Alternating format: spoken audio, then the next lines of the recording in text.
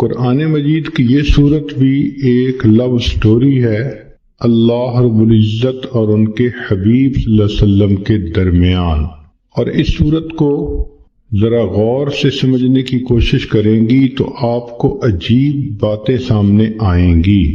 یہ صورت نزول کے اعتبار سے 10ویں نمبر پر نازل ہوئی۔ اس کے نازل ہونے کا بیک گراؤنڈ یہ ہے کہ نبی علیہ الصلوۃ والسلام اللہ رب العزت کی محبت میں تنہائی میں وقت گزارنے کو پسند فرماتے تھے۔ چنانچہ بخاری شریف کی روایت ہے حبب الیہ الخلا، نبی علیہ الصلوۃ والسلام کو تنہائی سے محبت ہو گئی تھی۔ دستور ہے کہ محبت انسان کو تنہائی پسند بنا دیتی ہے۔ جس کو محبت کا روگ لگ جائے وہ چاہتا ہے کہ میں الگ رہوں، محبوب کی سوچوں میں رہوں، مجھے کوئی ڈسٹرب نہ کرے۔ چنانچہ نبی علیہ الصلوۃ والسلام ایک ہفتے کا کھانا لے کر غار حرا میں تشریف لے جاتے اور اللہ رب العزت کی عبادت میں مصروف رہتے۔ یہ عبادت کا سلسلہ چل رہا تھا کہ ایک دن اللہ رب العزت کی طرف سے جبریل علیہ الصلوۃ والسلام آئے اور ایک پیغام لائے، اقرأ بسم ربک الذی خلق۔ یہ باقاعدہ اظہار محبت کا پہلا موقع تھا کہ پروردگار عالم نے اپنے حبیب صلی اللہ علیہ وسلم سے ہم کلامی فرمائی۔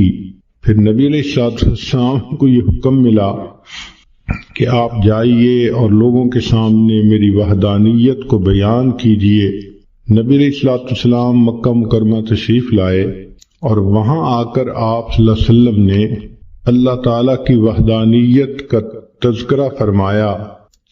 چونکہ مکہ مکرمہ میں مشرکانہ ماحول تھا، بیت اللہ شریف کے اندر 360 بت رکھے ہوئے تھے، تو اس ماحول میں توحید کی بات ایک اجنبی سی بات معلوم ہوتی تھی۔ جب یہ بات شروع ہو گئی تو نیک روحیں جو تھیں انہوں نے اس بات کو قبول کیا اور چند لوگوں نے کلمہ پڑھ لیا، مگر مکہ مکرمہ کی جو اکثریت تھی وہ دشمنی پر تل گئی۔ ویسے تو ہر گھر میں یہی تذکرے، ہر مرد کی زبان پہ یہ تذکرے، ہر عورت کی زبان پہ یہ تذکرے، جو کلمہ پڑھتا تھا تو قریش مکہ اس کو تکلیف پہنچاتے تھے، سزائیں دیتے تھے۔ تو یہ تذکرے ہر کچے اور پکے گھر کے اندر ہوا کرتے تھے۔ قریش مکہ انتظار میں بھی ہوتے تھے کہ دیکھتے ہیں کہ اب اور ان کو کیا پیغام ملتا ہے، اور چونکہ یہ محبت کے پیامبری کا ایک نیا سلسلہ تھا تو نبی علیہ السلام کو بھی انتظار رہتی تھی کہ میرے رب کی طرف سے مجھے کب پیغام ملتا ہے۔ اس کیفیت کو وہی بندہ سمجھ سکتا ہے جو اس پروسیس میں سے گزرا ہو، کہ جہاں محبت کا تعلق ہو وہاں سے میسج آنے کا کتنا انتظار ہوتا ہے، اور اگر نہ آئے تو دل میں کتنے وسوسے آتے ہیں، خیالات آتے ہیں، اور انسان کی پریشانی کس حد تک بڑھ جاتی ہے۔ نبی علیہ الصلوۃ والسلام کے ساتھ یہی معاملہ پیش آیا کہ کچھ عرصہ تو وہی آتی رہی، پھر اچانک بند ہو گئی۔ انتظار مگر کوئی پیغام نہیں آتا۔ تو جب انتظار کی گھڑیاں لمبی ہو جائیں تو دل بے قرار ہوتا ہے۔ اللہ کے حبیب صلی اللہ علیہ وسلم کا دل مغموم ہے، سوچ میں ہے کہ اللہ رب العزت کی طرف سے اب کیوں پیغام نہیں آ رہا۔ ظاہرہ کوئی وجہ بھی سمجھ میں نہیں آ رہی۔ اب ایک غمزدہ دل کے سامنے کوئی تانے کی بات کر دی جائے تو غم اور زیادہ ہو جاتا ہے۔ چنانچہ اللہ کے حبیب صلی اللہ علیہ وسلم کے ساتھ یہی ہوا کہ جب کئی دن گزر گئے وحی کے بغیر تو قریش مکہ نے یہ کہنا شروع کر دیا، قد ودعک ربک، ہمیں لگتا ہے کہ تجھے تیرے رب نے چھوڑ دیا، معاذ اللہ۔ اب یہ بات نبی علیہ الصلوۃ والسلام کے دل پر ایک چوٹ لگا گئی۔ انسان سب کچھ برداشت کر سکتا ہے محبت کا تانا برداشت کرنا بہت مشکل ہوتا ہے۔ چنانچہ ایک مرتبہ اللہ کے حبیب صلی اللہ علیہ وسلم دار ارقم میں تھے، کسی وجہ سے دروازہ کھلا تو آپ کی چچی ام جمیل سامنے سے گزری۔ اس نے جب نبی علیہ الصلوۃ والسلام کو بیٹھے دیکھا تو تانا دینے لگی کہ اے محمد صلی اللہ علیہ وسلم، جو شیطان تجھے وحی کرتا تھا وہ تجھ سے روٹھ گیا ہے۔ زخم پر جب زخم لگتا ہے تو دکھ بہت زیادہ ہو جاتا ہے۔ تو اللہ کے حبیب صلی اللہ علیہ وسلم کا دل پہلے مغموم تھا، اس عورت کی بات نے جلتی پہ تیل کا کام کر دیا۔ محبوب صلی اللہ علیہ وسلم کا دل بھر آیا۔ آپ نے دل میں سوچا، اللہ، ان لوگوں نے مجھے ساحر کہا، برداشت کر لیا، مجنون کہا، میں نے برداشت کر لیا، دیوانہ کہا، میں نے برداشت کر لیا، مگر مجھ سے یہ جملہ تو برداشت نہیں ہوتا کہ آپ نے مجھے چھوڑ دیا۔ اے کریم، غار حرا میں اقرأ بسم ربک الذی خلق کے ذریعے محبت کی تار تو آپ نے جوڑی تھی، اب کیوں مجھے تنہا کر دیا کہ لوگوں کے تانے سننے پڑ گئے۔ محبوب صلی اللہ علیہ وسلم کی مبارک آنکھوں میں آنسو ہیں، اور آپ نے اس کرب کی کیفیت میں آسمان کی طرف جو دیکھا تو رب کریم کی طرف سے جبریل علیہ السلام پیغام لے کر آ گئے۔ یہ سورت نازل ہوئی وَالضُّحَىٰ وَاللَّيْلِ إِذَا سَجَىٰ۔ ان کی پہلی دونوں آیتوں میں اللہ رب العزت نے قسمیں کھائی ہیں۔ عام دستور یہی ہے کہ جب محبوب کسی وجہ سے روٹھ جائے، اس کو تسلی دینے کے لیے محب کو قسمیں کھانی پڑتی ہیں، یقین دلانا پڑتا ہے۔ ذرا غور کیجئے، محب اور محبوب کی کیا باتیں ہیں کہ رب کریم ارشاد فرماتے ہیں وَالضُّحَىٰ، دن کی روشنی کی قسم، وَاللَّيْلِ إِذَا سَجَىٰ، رات جب چھا جاتی ہے اس کی تاریکی کی قسم۔ تو رب کریم نے دو قسمیں کھائیں، ایک دن کے سویرے کی قسم، رات کے اندھیرے کی قسم، دن کے ہنگاموں کی قسم، رات کے سناٹوں کی قسم، دن کی جلوتوں کی قسم، رات کی خلوتوں کی قسم۔ مقصود یہ تھا کہ زمانے کے حالات و واقعات کی قسم کھا کر فرمایا۔ بعض مفسرین نے لکھا کہ جب وحی اترتی تھی اس کو دن سے تشبیہ دی گئی، اور جب وحی بند ہوئی تو اس کو رات سے تشبیہ دی، تو پھر مفہوم یہ بنے گا وَالضُّحَىٰ وَاللَّيْلِ إِذَا سَجَىٰ، وحی کے اترنے کی قسم اور وحی کے رکنے کی قسم۔ انسان کی زندگی میں دن بھی ضروری، رات بھی ضروری، دن کام کرنے کے لیے، رات آرام کرنے کے لیے۔ تو بغتانہ مقصود یہ تھا کہ اے میرے حبیب صلی اللہ علیہ وسلم، جس طرح وحی کا اترنا ضروری ہے، کچھ عرصہ کے لیے اس کا رک جانا یہ بھی ضروری ہے تاکہ آپ کو آرام مل جائے۔ لیکن ہمارے بزرگوں میں حضرت اقدس تھانوی رحمۃ اللہ علیہ نے اس کی عاشقانہ تفسیر کی ہے۔ وہ فرماتے ہیں کہ وَالضُّحَىٰ وَاللَّيْلِ إِذَا سَجَىٰ، اس کا معنی یہ ہے کہ اے میرے محبوب صلی اللہ علیہ وسلم، وَالضُّحَىٰ، آپ کے چمکتے چہرے کی قسم، وَاللَّيْلِ إِذَا سَجَىٰ، اور آپ کی سیاہ زلفوں کی قسم۔ گویا اللہ رب العزت اپنے حبیب صلی اللہ علیہ وسلم کو تسلی دینے کے لیے ان کی قسم کھا کر بات فرماتے ہیں۔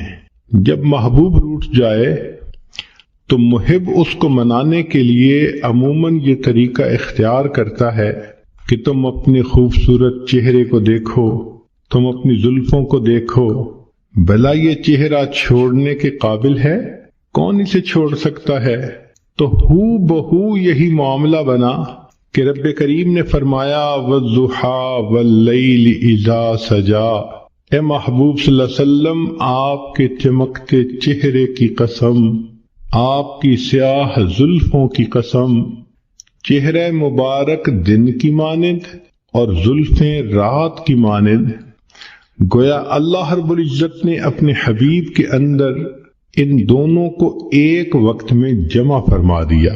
اور ویسے بھی ذرا اگر تفصیلات میں جائیں تو محب اپنے محبوب کے لیے وہ کچھ کرتا ہے جو عام دستور سے ہٹ کر ہوتا ہے۔ نبی علیہ الصلوۃ والسلام کے لیے اللہ رب العزت نے انوکھے معاملات کیے۔ ذرا غور کیجئے کہ آپ کی ذات بابرکات کے اندر سورج کے چمکتے جیسے چہرے کو اور رات کی طرح ضیاء زلفوں کو اکٹھا کر دیا۔ پھر نبی علیہ الصلوۃ والسلام کے لیے اللہ نے قبلتین کو بھی جمع فرما دیا۔ شب معراج میں اللہ رب العزت نے انبیاء اور فرشتوں کو اکٹھا فرما دیا، حتیٰ کہ بیت المقدس میں اللہ رب العزت نے عالم دنیا اور عالم برزخ کے لوگوں کو اکٹھا کر دیا۔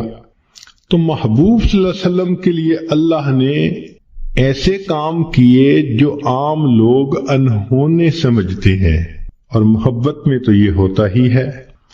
چنانچہ قرآن مجید میں اللہ رب العزت اپنے حبیب صلی اللہ علیہ وسلم کے چہرہ انور کا تذکرہ فرماتے ہیں، زلفوں کا تذکرہ فرماتے ہیں۔ آپ صلی اللہ علیہ وسلم کی پیشانی کو اللہ نے والقمر کہا، آپ صلی اللہ علیہ وسلم کی مبارک آنکھوں کو ما زاغ البصر کہا، آپ صلی اللہ علیہ وسلم کے مبارک ہونٹوں کو اللہ رب العزت نے شفتین کہا، آپ صلی اللہ علیہ وسلم کے مبارک کانوں کو کل اذن خیر کہا، آپ صلی اللہ علیہ وسلم کی زبان مبارک کو لا تحرک بہی لسانک کہا۔ یوں معلوم ہوتا ہے کہ اللہ رب العزت نے اپنے حبیب صلی اللہ علیہ وسلم کے قرآن میں جا بجا تذکرے فرما دیے۔ چنانچہ اس سورت کی یہ پہلی دو آیتیں قسم کھا کر بات کی گئی، وَالضُّحَىٰ وَاللَّيْلِ إِذَا سَجَىٰ۔ یہاں پر ایک بات ذہن میں رکھیں کہ نبی علیہ الصلوۃ والسلام نے ارشاد فرمایا، من سجد لغیر اللہ فقد اشرک، جس نے غیر اللہ کو سجدہ کیا اس نے شرک کیا۔ ایک حدیث پاک میں فرمایا، من حلف لغیر اللہ فقد اشرک، جس نے غیر اللہ کی قسم کھائی اس نے شرک کیا۔ جس طرح بعض عورتیں اپنی لا علمی کی وجہ سے بیٹے کی قسم کھا لیتی ہیں، یا کچھ مرد عورت کی محبت میں گرفتار ہو کر اس کی قسم کھا لیتے ہیں، تیری قسم، تیرے سر کی قسم، بیٹے کی قسم۔ شریعت نے ان تمام قسموں کا کھانا منع کر دیا کہ قسم فقط ہم اللہ کے نام کی کھا سکتے ہیں، لیکن خود رب کریم نے اپنے حبیب صلی اللہ علیہ وسلم کی قسم کھائی، اس لیے کہ اللہ رب العزت کو اختیار ہے کہ وہ جو چاہے کرے۔ ذرا غور کیجئے کہ اللہ رب العزت نے نبی علیہ السلام کی عمر کی قسم کھائی، لَعَمْرُکَ، نبی علیہ السلام کے شہر کی قسم کھائی، لا اقسم بهذا البلد وانت حل بهذا البلد، اللہ رب العزت نے نبی علیہ السلام کے زمانے کی قسم کھائی، والعصر، نسبتوں کی قسم کھائی، فلا وربک، لیکن اللہ تعالیٰ نے مخلوق کو منع کر دیا کہ تم کسی کی قسم نہیں کھا سکتے۔ تو مفسرین نے اس میں نکتہ لکھا کہ جس طرح اللہ رب العزت اپنی وحدانیت میں وحدہ لا شریک ہے، تو اللہ رب العزت نے اپنے حبیب صلی اللہ علیہ وسلم کو یہ شان عطا فرمائی کہ اے میرے حبیب صلی اللہ علیہ وسلم، آپ محبوبیت میں وحدہ لا شریک ہیں، میں آپ کی تو قسم کھا رہا ہوں، لیکن آج کے بعد کوئی بندہ اپنے محبوب کی قسم نہیں کھا سکتا۔ یہ شرف فقط اللہ نے اپنے حبیب صلی اللہ علیہ وسلم کو عطا فرمایا کہ جیسے آپ میری وحدانیت میں شرک کو برداشت نہیں کر سکتے، میرے حبیب صلی اللہ علیہ وسلم میں آپ کی محبت میں بھی شرک کو برداشت نہیں کرتا۔ چنانچہ آپ کی قسم تو میں نے کھائی ہے، تاکہ آپ کی فضیلت بیان ہو، لوگوں کو منع کر دیا کہ تم اپنے محبوبوں کی قسمیں نہیں کھا سکتے۔ چنانچہ فرمایا وَالضُّحَىٰ وَاللَّيْلِ إِذَا سَجَىٰ، آپ کے چمکتے چہرے کی قسم، آپ کی سیاہ زلفوں کی قسم، سوچو تو صحیح بھلا ایسا چہرہ چھوڑنے کے قابل ہو سکتا ہے؟ لہذا فرمایا ما ودعک ربک وما قلا، آپ تیرے رب نے تجھے چھوڑا بھی نہیں اور تیرے رب نے تجھ سے منہ موڑا بھی نہیں۔ عام طور پہ دنیا میں محب محبوب کے درمیان جدائی کے دو اسباب ہوتے ہیں۔ پہلا سبب یہ ہوتا ہے کہ حالات ہی ایک دوسرے کو جدا کر دے، اور دوسرا سبب یہ ہوتا ہے کہ کسی بات پہ دونوں میں ناراضگی ہو جائے اور دونوں الگ ہو جائیں۔ تو ایک کو کہتے ہیں چھوڑ دینا حالات کی وجہ سے، اور دوسرے کو کہتے ہیں منہ موڑ لینا ناراضگی کی وجہ سے۔ تو اللہ رب العزت نے اس آیت میں دو لفظ استعمال کیے، اے میرے چمکتے چہرے والے محبوب، اے سیاہ زلفوں والے محبوب صلی اللہ علیہ وسلم، جس کا چہرہ اتنا خوبصورت، جس کی زلف ہی اتنی خوبصورت، بھلا ایسے محبوب کو کوئی چھوڑ سکتا ہے؟ ما ودعک ربک وما قلا، تیرے رب نے تجھے چھوڑا بھی نہیں اور تیرے رب نے تجھ سے منہ موڑا بھی نہیں۔ اب یہاں تک نبی علیہ الصلوۃ والسلام کی تسلی کا پیغام کافی تھا۔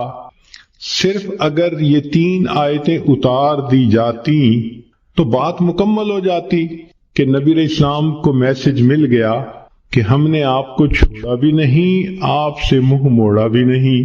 مگر محب فقط تسلی نہیں بلکہ پھر تشفی بھی کرواتا ہے تاکہ ان محبوب کے دل کو سکون ہو جائے۔ لہذا رب کریم نے اس کے بعد ایک عجیب بات فرما دی، فرمایا وَلَلْآخِرَةُ خَيْرٌ لَكَ مِنَ الْأُولَىٰ، اے میرے حبیب صلی اللہ علیہ وسلم، آپ کا آنے والا وقت آپ کے گزرے ہوئے وقت سے بہت بہتر ہوگا۔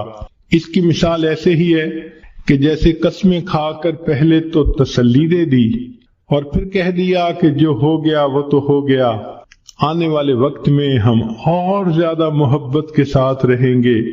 تو گویا رب کریم نے بھی اپنے حبیب صلی اللہ علیہ وسلم کو یہی پیغام دیا کہ اے میرے محبوب صلی اللہ علیہ وسلم وَلَلْآخِرَةُ خَيْرٌ لَكَ مِنَ الْأُولَىٰ، آپ کا آنے والا وقت آپ کے گزرے ہوئے وقت سے زیادہ بہتر ہوگا۔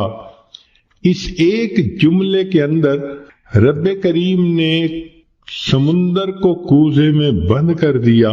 چنانچہ محبوب صلی اللہ علیہ وسلم کی مبارک زندگی کو جس زاویے سے دیکھیں آپ کا آنے والا وقت گزرے ہوئے وقت سے بہتر تھا۔ اے میرے حبیب صلی اللہ علیہ وسلم، جب آپ بطن مادر میں تھے تو آپ کا ولادت پانا اس سے زیادہ بہتر، پھر ولادت پانے سے آپ کا بچپن میں آنا زیادہ بہتر، بچپن سے آپ کا لڑکپن میں آنا زیادہ بہتر، لڑکپن سے آپ کا جوانی میں آنا اور زیادہ بہتر۔ وَلَلْآخِرَةُ خَيْرٌ لَكَ مِنَ الْأُولَىٰ، آپ کا آنے والا وقت آپ کے گزرے ہوئے وقت سے زیادہ بہتر ہوگا۔ اے میرے حبیب صلی اللہ علیہ وسلم، جب آپ کنوارے حالت میں تھے تو آپ اس وقت بھی اچھے تھے، پھر آپ کا شادی کا ہو جانا اس سے بھی زیادہ بہتر ہو گیا، اور پھر شادی کے بعد آپ کو اولاد کا مل جانا اس سے بھی زیادہ بہتر ہو گیا۔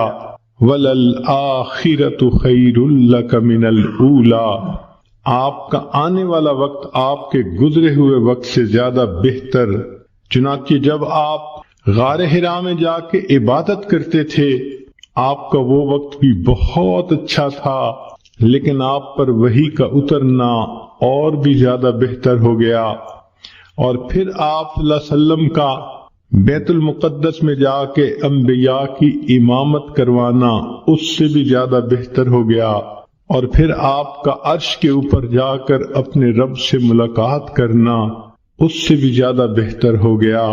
وَلَلْآخِرَةُ خَيْرٌ لَكَ مِنَ الْأُولَى، اے میرے حبیب صلی اللہ علیہ وسلم، آپ کا مکہ مکرمہ میں رہنا بھی بہت اچھا، مگر ہجرت کر کے مدینہ میں آ جانا اس سے بھی زیادہ بہتر، پھر بدر کے میدان میں جو کامیابی ہوئی اس سے بھی بہتر، پھر احد کا معاملہ پیش آیا اس سے بھی بہتر، پھر خندق کے اندر جو آپ کو اللہ کی مدد ملی اس سے بھی زیادہ بہتر، پھر صلح حدیبیہ کا موقع آیا اس سے بھی بہتر، اور بالآخر آپ مکہ مکرمہ میں فاتح بن کر داخل ہوئے، وہ اس سے بھی زیادہ بہتر۔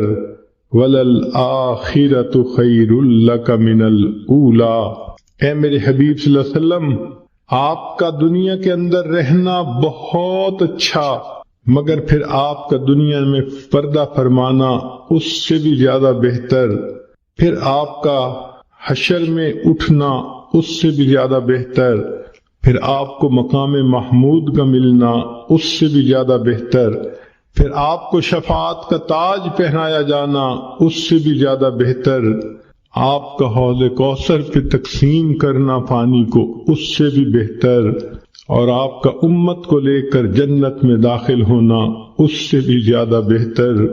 عام دستور تو یہ ہے کہ لوگ اعلیٰ سے ارذل کی طرف لوٹتے ہیں۔ لوگوں کو دیکھیے، جوانی میں حسن کیا خوبصورت ہوتا ہے، بڑھاپے میں حسن چلا گیا، جوانی میں طاقت ہوتی ہے، بڑھاپے میں طاقت چلی گئی، جوانی میں مال ہوتا ہے کہ انسان کماتا ہے، بڑھاپے میں مال بھی کم ہو جاتا ہے۔ تو عام آدمی کا دستور تو یہی ہے کہ حسن بھی کم ہو گیا، مال بھی کم ہو گیا، طاقت بھی کم ہو گئی، چاہنے والے بھی کم ہو گئے۔ تو عام انسان حتی یرد الی ارذل العمر، وہ اپنے ارذل کی طرف لوٹتا ہے، اعلیٰ ہوتا ہے، ارذل کی طرف لوٹ جاتا ہے۔ مگر اللہ رب العزت کے حبیب صلی اللہ علیہ وسلم کی شان نرالی، آپ کو اللہ نے ایک قاعدہ قانون بتلا دیا، میرے حبیب صلی اللہ علیہ وسلم، آپ کا آنے والا وقت آپ کے گزرے ہوئے وقت سے زیادہ بہتر ہوگا۔ اس میں جو خیر لکا فرمایا، تو یہ لکا کا لفظ آپ صلی اللہ علیہ وسلم کی امتیازی شان ہے، آنے والا وقت زیادہ بہتر۔ چنانچہ قیامت کے دن انبیاء پریشان ہوں گے، اللہ کے حبیب صلی اللہ علیہ وسلم اس وقت شفاعت فرمائیں گے اور امت کو لے کر جنت میں تشریف لے جائیں گے۔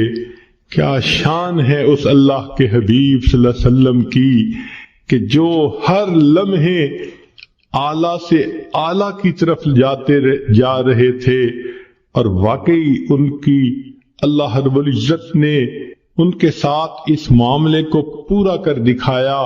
ان کا آنے والا وقت ان کے گزرے ہوئے وقت سے زیادہ بہتر تھا۔ تو گویا مقصد یہ کہہ دیا، اے میرے حبیب صلی اللہ علیہ وسلم، یہ چھوٹنے والی اور ٹوٹنے والی محبت نہیں، پھلنے پھولنے والی اور مضبوط سے اضبط ہونے والی محبت ہے۔ سبحان اللہ، کیا تسلی کی بات اللہ نے فرما دی۔ تو غور کیجئے کہ ان 4 آیات میں اللہ تعالیٰ نے کام مضمون کو کیسے سمیٹ دیا۔ وَالضُّحَىٰ وَاللَّيْلِ إِذَا سَجَىٰ، اے محبوب صلی اللہ علیہ وسلم، آپ کے چمکتے چہرے کی قسم، آپ کی سیاہ زلفوں کی قسم، مَا وَدَّعَكَ رَبُّكَ وَمَا قَلَىٰ، تیرے رب نے تجھے چھوڑا بھی نہیں، تجھ سے منہ موڑا بھی نہیں۔ وَلَلْآخِرَةُ خَيْرٌ لَكَ مِنَ الْأُولَىٰ، اور آپ کا تو آنے والا وقت گزرے ہوئے وقت سے زیادہ بہتر ہوگا۔ پھر رب کریم نے آگے ایک اور بات فرما دی جس نے بات کو اور رنگ دے دیا۔ ارشاد فرمایا، وَلَسَوْفَ يُعْطِيكَ رَبُّكَ فَتَرْضَىٰ، تیرا رب تجھے اتنا دے گا کہ تو راضی ہو جائے گا۔ محب اپنے محبوب کو اسی طرح تسلی دیتا ہے، میں تجھے اتنا پیار دوں گا، میں اتنا تیرا خیال رکھوں گا، میں اتنا تیرا تعاون کروں گا، تیرا ساتھ دوں گا، پشت پناہی کروں گا۔ وَلَلْآخِرَةُ خَيْرٌ لَكَ مِنَ الْأُولَىٰ، ایک تو آنے والا وقت گزرے وقت سے بہتر ہوگا، اور دوسرا وَلَسَوْفَ يُعْطِيكَ رَبُّكَ فَتَرْضَىٰ، تیرا رب تجھے اتنا دے گا کہ آپ راضی ہو جائیں گے۔ اس آیت مبارکہ سے اللہ کے حبیب صلی اللہ علیہ وسلم کی عجیب شان ظاہر ہوتی ہے۔ ساری دنیا کو دیکھ لیجئے، اللہ کی رضا حاصل کرنے میں سرگرم ہے۔ جس کو دیکھو اللہ کو راضی کرنے کے لیے کوئی سجدے کرتا ہے، کوئی قرآن پڑھتا ہے، کوئی روزے رکھتا ہے، کوئی مجاہدے کرتا ہے، کوئی رات اٹھ کے تہجد پڑھتا ہے، کوئی تسبیحات پھیرتا ہے، کوئی تنہائی میں بیٹھ کے رب کے سامنے ہاتھ اٹھا کے دعائیں مانگتا ہے۔ جس مرد کو دیکھو، جس عورت کو دیکھو، ہر کوئی اللہ کی رضا چاہتا ہے۔ اللہ ہم آپ کو راضی کرنے کے لیے چاہتے ہیں۔ انبیاء کرام کی زندگیوں کو دیکھو، آدم علیہ السلام نے کہا ربنا ظلمنا انفسنا، اس لیے کہ وہ اللہ کی رضا چاہتے تھے۔ نوح علیہ السلام نے طوفان کی حالت میں اللہ کی رضا مانگی۔ یونس علیہ السلام نے مچھلی کے پیٹ میں اللہ کی رضا مانگی۔ ایوب علیہ السلام نے بیماری کی حالت میں اللہ کی رضا مانگی۔ ابراہیم علیہ السلام نے اپنے بچوں کو، بیوی کو ایک وادی غیر ذی زرع میں چھوڑ کر اس سے اللہ کی رضا مانگی۔ یوسف علیہ السلام نے جیل میں جا کر مشقتیں اٹھا کر اللہ کی رضا مانگی۔ یعقوب علیہ السلام نے بیٹے کی جدائی پہ صبر کیا، اللہ کی رضا مانگی۔ موسیٰ کلیم اللہ نے کوہ طور پہ جا کر اللہ کی رضا مانگی۔ جس کسی کو دیکھو اللہ کی رضا کا طلبگار ہے۔ سبحان اللہ، اللہ کے حبیب صلی اللہ علیہ وسلم کی کیا شان ہے۔ اللہ فرما رہے ہیں وَلَسَوْفَ يُعْطِيكَ رَبُّكَ فَتَرْضَىٰ، میرے محبوب صلی اللہ علیہ وسلم، رب تجھے اتنا دے گا کہ تو راضی ہو جائے گا۔ آج ولی کو دیکھو، ابدال کو دیکھو، کسی قطب کو دیکھو، غوث کو دیکھو، ہر کوئی اللہ کی رضا کا طلبگار ہے۔ آج کسی قاری کو دیکھو، حافظ کو دیکھو، عالم کو، مجتہد کو، محدث کو، ہر کوئی اللہ کی رضا کا طلبگار ہے۔ آج کے دور میں ہر امیر، ہر غریب، ہر گولا اور کالا، ہر عربی اور اجمی، ہر مرد اور عورت اللہ کی رضا کے طلبگار ہیں۔ مگر اللہ رب العزت فرماتے ہیں میرے محبوب صلی اللہ علیہ وسلم، پوری کائنات میری رضا کی طلبگار، اور میں پروردگار تجھے راضی کرنے کا طلبگار۔ وَلَسَوْفَ يُعْطِيكَ رَبُّكَ فَتَرْضَىٰ، تیرا رب تجھے اتنا دے گا کہ تو راضی ہو جائے گا۔ محبوب آپ کی مراد کو میں پورا کروں گا، اور اللہ رب العزت نے واقعی ایسا کر کے دکھا دیا۔ چنانچہ محبوب صلی اللہ علیہ وسلم نے انگلی کا اشارہ کیا، اللہ نے چاند کو دو ٹکڑے کر کے دکھا دیا۔ محبوب صلی اللہ علیہ وسلم کے ہاتھ اٹھتے ہیں، اللہ بارش برسا دیتے ہیں۔ محبوب صلی اللہ علیہ وسلم کی زبان سے ابو ہریرہ لانو کی والدہ کی ہدایت کی دعا نکلتی ہے۔ ابو ہریرہ لانو کے پہنچنے سے پہلے اللہ ان کی والدہ کو ہدایت دے دیتے ہیں۔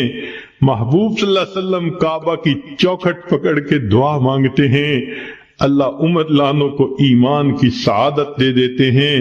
محبوب صلی اللہ علیہ وسلم کی انگلیوں سے اللہ تعالیٰ پانی کے چشمے جاری فرما دیتے ہیں۔ گویا بتلانا یہ محبوب مقصود تھا، اے میرے محبوب دیکھو ساری کائنات میری رضا چاہتی ہے، اور میں آپ کو اپنا محبوب بنا چکا، لہذا میں آپ کو اتنا دوں گا۔ وَلَسَوْفَ يُعْطِيكَ رَبُّكَ فَتَرْضَىٰ، کہ آپ راضی ہو جائیں گے۔ محبوب جو تیری پسند ہوگی وہ میری پسند ہوگی، جو تیرا ہے وہ میرا ہے، جو تیرا نہیں وہ میرا نہیں۔